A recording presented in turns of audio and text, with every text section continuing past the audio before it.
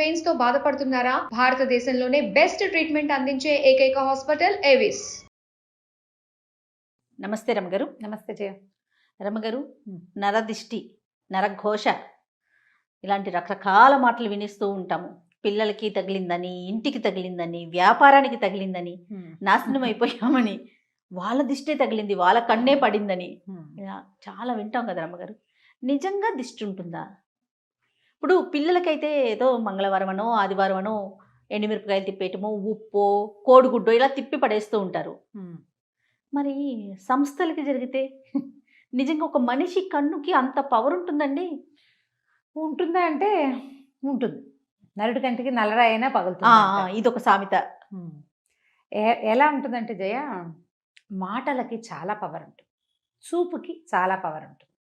మనం సాధారణంగా ఏం చేస్తాం, ఈ ప్రాణాయామాలు అవి చేసేటప్పుడు కాన్సన్ట్రేషన్ పెంచుకోవాలంటే ఒక గోడ మీద ఒక ఎర్రచుక్క పెట్టి దానికేసి చూస్తూ ఉండండి అని చెప్తాం.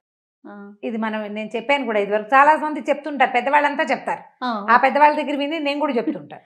ఆ చుక్కకేసి అట్లా చూస్తున్నాం అనుకో, మొదట అసలు సూది మన పొడిచినంత చిన్న చుక్క కాసేపటికి పెద్దది అవుతుంది, ఇంకా పెద్దదైపోతుంది, తర్వాత కళ్ళంతా నిండిపోతుంది. చుక్క అంతే కదా ఉంది, మన కళ్ళకి ఏమైనా పవర్ ఉందా? ఏం లేదు. చూడగా చూడగా ఏమవుతుంది, అది పెద్దదైపోతుంది. ఏదైనా చూసి ఎంత బాగుందో బాగుందో బాగుందని పదే పదే, ఇప్పుడు పిల్లల్ని ఎక్కడికైనా బజార్ తీసుకెళ్ళాం, నలుగురు మన ఫంక్షన్లకే తీసుకెళ్ళాము, అందరూ అబ్బో పిల్లాడు బాగున్నాడు బాగున్నాడు, వాళ్ళే ముద్దుగా ఉన్నాడు, అబ్బో వీడు ఎంత యాక్టివ్, అట్లా 5-6 సార్లు 10 సార్లు అని అందరి కళ్ళు వాడు ఎటు టింగ్ టింగ్ అని ఎగురుతున్నాడు అనుకో, అందరు వాడికేసి చూస్తుంటారు. ఓ 2-3 గంటల తర్వాత పిల్లాడు కింద పడతాడు, లేకపోతే వాడు ఏదో ఎందుకో నస మొదలుపెట్టి ఏడ్చుకుంటూ ఉంటాడు, కన్ను తగిలేసింది పిల్లాడికి. అందరూ చూస్తుండేసరికల్లా ప్రతి వాళ్ళ కాన్సన్ట్రేషన్ ఒక విషయం మీదకే వెళ్తే అక్కడ ఒక డిస్టర్బెన్స్ ఏర్పడుతుంది. మానవ శరీరాలకి చుట్టూతో ఒక ఆరా ఉంటుంది అంటారు. అవును, చుట్టూతో ఒక చిన్న కాంతి వలయం ఉంటుంది. ఈ వలయం దెబ్బతినిపోతుంది, దానివల్ల మనం దిష్టి తగిలింది అని చెప్తాం. ఇప్పుడు దాని నరదృష్టి.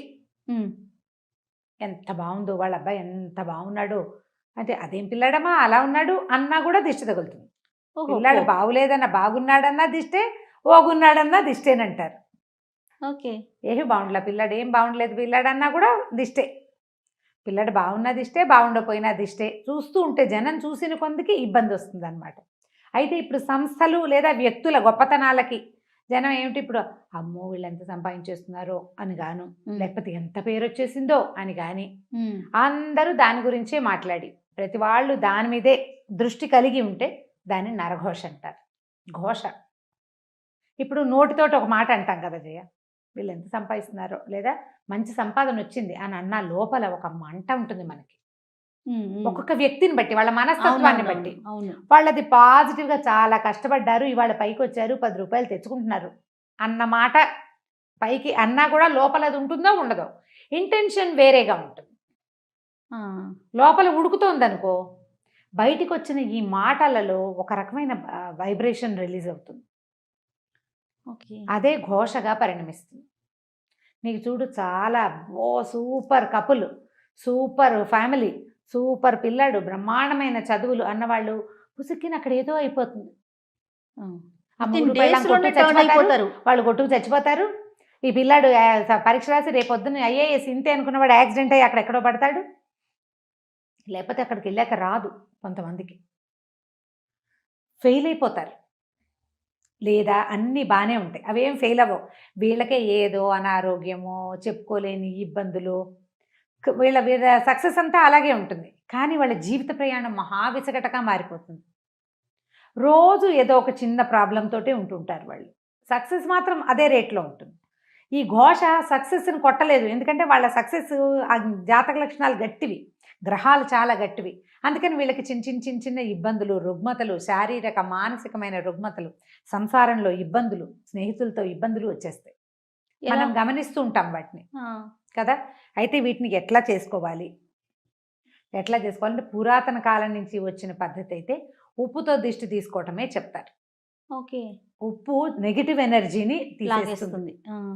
పిల్లలకి ఏం చేస్తాం, 2 గుప్పెలతో ఉప్పు పట్టుకుని ఇటు 3 సార్లు ఇటు 3 సార్లు తీస్తాం. 3 2 6 సార్లు తీసి ఈ ఉప్పుని నీటిలో పోస్తే ఉప్పు కరిగిపోతుంది. నెగిటివ్ ఎనర్జీని తీసేస్తుందని ఈ తిప్పటం వల్ల మన చుట్టూతా బాడీ చుట్టూతా ఆరా ఉంది కదా, దాన్ని ఆరా పుల్ చేస్తాం, పుల్లింగ్ అవుతుంది అనమాట. అది ఆరా మళ్ళీ యథాప్రకారం లాగబడుతుందని మన పాతకాలపు పద్ధతి. ఇప్పటికీ కూడా ఈ నెగిటివ్ ఎనర్జీని పోగొట్టుకోవాలంటే ఎప్పుడూ ఉప్పు క్యారీ చేయాలని చెప్తారు. ఇళ్లల్లో మనం ఇంట్లోకి వెళ్తాం, ఈ మన హాల్లో కనపడే చోట రాళ్ల ఉప్పు ఒక కప్పులో పోసి పెట్టడం, నెల నెల మార్చేసుకోవాలి. బాత్రూముల్లో ఉప్పు పోసి పెట్టుకోవటం, బాత్రూంలో కూడా ఒక గ్లాస్ బౌల్లో ఉప్పు అని తెలియాలన్నమాట, అటు పెట్టుకోవటం. తర్వాత ఎక్కడి నుంచైనా బయటికి నుంచి వస్తే నీళ్ళల్లో కాస్త ఒక చిటికెడు ఉప్పు వేసుకొని, రాళ్ల ఉప్పు వేసుకొని స్నానం చేయటం 4 చెంబులు. ఇంకా అదే చెయ్యాలి. ఇంట్లో ఉప్పు నీళ్ళలో ఉప్పేసి ఇల్లు తుడుచుకోవటం, నెగిటివ్ ఎనర్జీ తగ్గుతుంది దీంతో. తర్వాత ఎప్పుడు ఏదైనా ఒక భగవన్నామ స్మరణని అలవాటు చేసుకోవాలి. అప్పుడు ఈ బయట నుంచి వచ్చే వైబ్రేషన్స్ని లోపల నుంచి వస్తున్న వైబ్రేషన్ ఫైట్ చేస్తుంది. సూపర్, బాగుంది కదా, చాలా బాగుందండి. ఏదో ఒక భగవన్నామ స్మరణ మన ఫోన్లోనే ఒక ఏదైనా ఒక శ్లోకమో ఒక స్తోత్రమో రింగ్ టోన్ లాగా పెట్టుకోవడం, సినిమా పాటలు కాకుండా. మన ఫోన్లో అంటే ఇలాంటి పరిస్థితి ఉన్నవాళ్ళు గాయత్రి మంత్రం అని నేను చెప్పను, నేను దాన్ని అందరూ ప్రొనౌన్స్ చేయడం మీద పెద్దగా ఆసక్తి ఉండదు నాకు.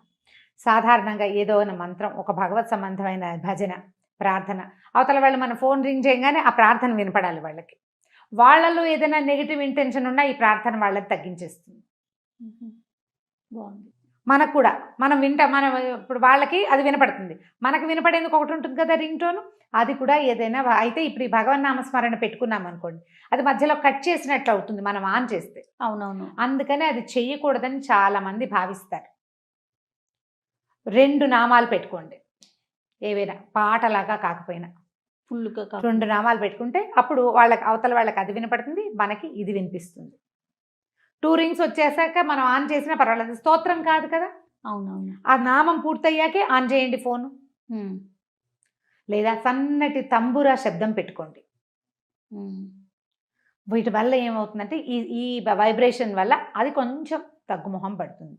ఉప్పు ఎప్పుడు పనిచేస్తుంది. ఇప్పుడు సంస్థల్లో సమస్య వస్తుంది, సంస్థల్లో కూడా ఆకుపచ్చటి చెట్లు, మనం ఇప్పుడు బోల్డెన్ ఇండోర్ ప్లాంట్స్ వచ్చినాయి కదా, ఆకుపచ్చటి చెట్లు, ఉప్పు రాళ్ళు, ఈ 2 ఎప్పుడు మనుషులకి లోపలికి వచ్చిన వాళ్ళకి బయటికి వెళ్ళే వాళ్ళకి కనపడేలాగా పెట్టించుకోవాలి. ఓకే. ఈ 2 చాలా కంట్రోల్ చేస్తాయి. నేనైతే గ్రీనరీ చాలా ఇష్టం నాకు. ఇప్పుడు ఒక దాంట్లోకి వెళ్ళినా కూడా పచ్చదనం మనకి బుద్ధికి నెగిటివ్ ధోరణిని రానివ్వదు. అవును అవును. ఇది చాలా బాగుంటుంది కదా. అక్కడి నుంచి లోపలికి వెళ్ళంగానే పోస్టర్స్ అవి ఇవి పెడతారా, అవి బాగా మంచి ప్రకృతి వనాలని వేటినైనా పెట్టడం, ఆ పోస్టర్లని ఏవో బొమ్మలు కాకుండా గ్రీన్ పిక్చర్స్ ఇలాంటివి పెట్టుకుంటే అదంతా కూడా నెగిటివ్ ఎనర్జీని తగ్గిస్తుంది.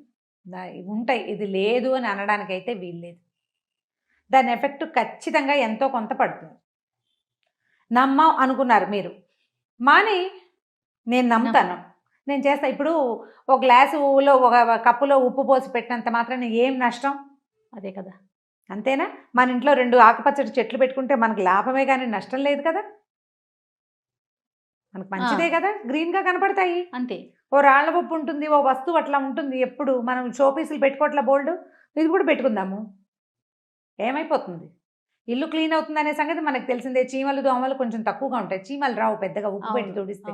ఈ నెగిటివ్ ఎనర్జీ ఒకటి తగ్గిపోతుంది. ఇంట్లో ఏదైనా సరే చీకటి మూలల్లో చేరేటువంటి రకరకాల శక్తులు అవన్నీ బయటికి పోతాయి. చేసి చూడండి, ఒకవేళ మీకు ఇలాంటి అనుమానం ఉంటే కనుక చేసి చూడండి. ఇంకా ఏవో కొత్తవి చేయొద్దు, మన పురాతన కాలం నుంచి మన ఇళ్లలో తాతమ్మలు మామలు చేసే పద్ధతే రైట్. ఇంకా పెద్ద పెద్దవి పెట్టద్దు, ఇంత మటుకు చేసుకుందాం, పనిచేస్తుంది బాగా. అది బాగుంది రమ్ గారు, టిప్స్ మాత్రం చాలా బాగున్నాయి. అన్నిటికన్నా ఏదైనా భగవన్నామ స్మరణ అన్నారు చూడండి, అద్భుతం. అది మనకి మనం చేసుకోవటం అంతే. ఎట్లా ఇప్పుడు కూర్చుంటున్నాం, రామా అని కూర్చోటం, లేస్తావు కృష్ణ అనిలే. ఆ రాముడు కృష్ణుడు ఆ శబ్దాలలో నుంచి వచ్చేటువంటి వైబ్రేషన్ నిన్ను ఖచ్చితంగా కాపాడుతుంది. దేని నుంచైనా అన్నిటి నుంచి కాపాడుతుంది. అలవర్చుకోండి, కనీసం వాళ్ళు మనని వదిలిపెట్టకుండా ఉంటారు. ఖచ్చితంగా రమ్మగారు. నమస్తే.